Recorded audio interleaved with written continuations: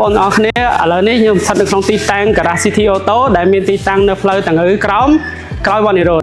នៅទីនេះយើងមានសេវាកម្មដូចជាផ្លាស់ប្ដូរប្រេងម៉ាស៊ីនប្រេងប្រអប់លេខប្រព័ន្ធគ្រឿងក្រោមប្រព័ន្ធម៉ាស៊ីនប្រព័ន្ធចិនជាក៏ដូចជាប្រព័ន្ធភ្លើង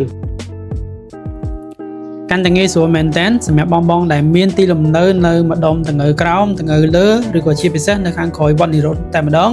ដែលចង់ផ្លាស់ប្ដូរប្រេងម៉ាស៊ីនសេលបងអាចមកទទួលសេវាកម្មបាននៅ City Auto Service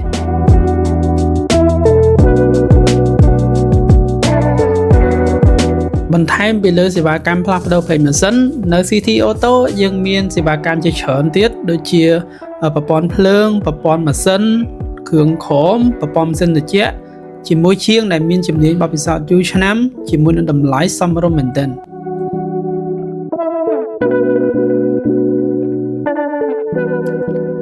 អូខេហើយនេះគឺជាសកម្មភាពនៃ Land Toyota Prius 010គាត់មកទទួលសេវាកម្មផ្លាស់ប្ដូរប្រេងម៉ាស៊ីនសេលនៅ City Auto ផ្ទាល់តែម្ដង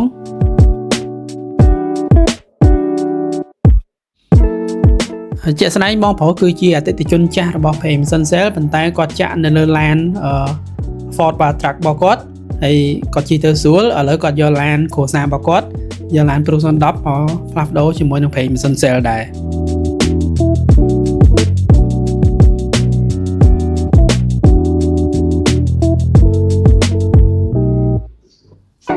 អូខេនេះគឺជាប្រេងម៉ាស៊ីនដែលត្រូវបានបង្ហូរចេញមកវិញ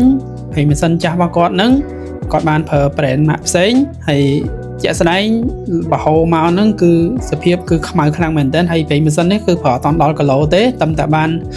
3000គីឡូជាងទេហើយសភាពចេញមកគឺខ្មៅខ្លាំងតែម្ដង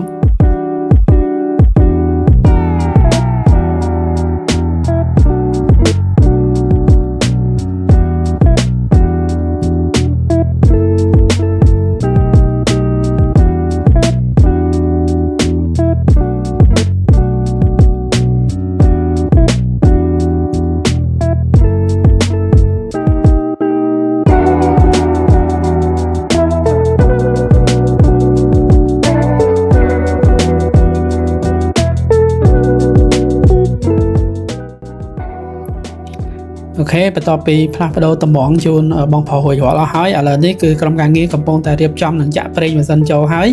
សម្រាប់ Prius 010នេះគឺយើង recommend ឲ្យប្រើប្រាស់ប្រេងលេខ020បង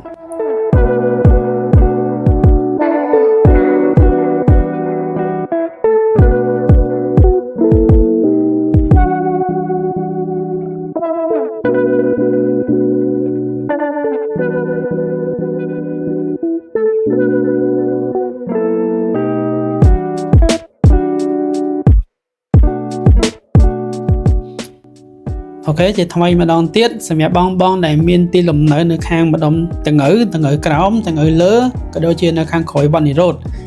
ដែលចង់ទទួលសេវាកម្មផ្លាស់ប្ដូរប្រេងម៉ាស៊ីនសេលបងអាចអញ្ជើញមក City Auto បានដែលមានទីតាំងគឺនៅផ្លូវតង្កើក្រោមអរគុណជួបគ្នានៅវីដេអូក្រោយ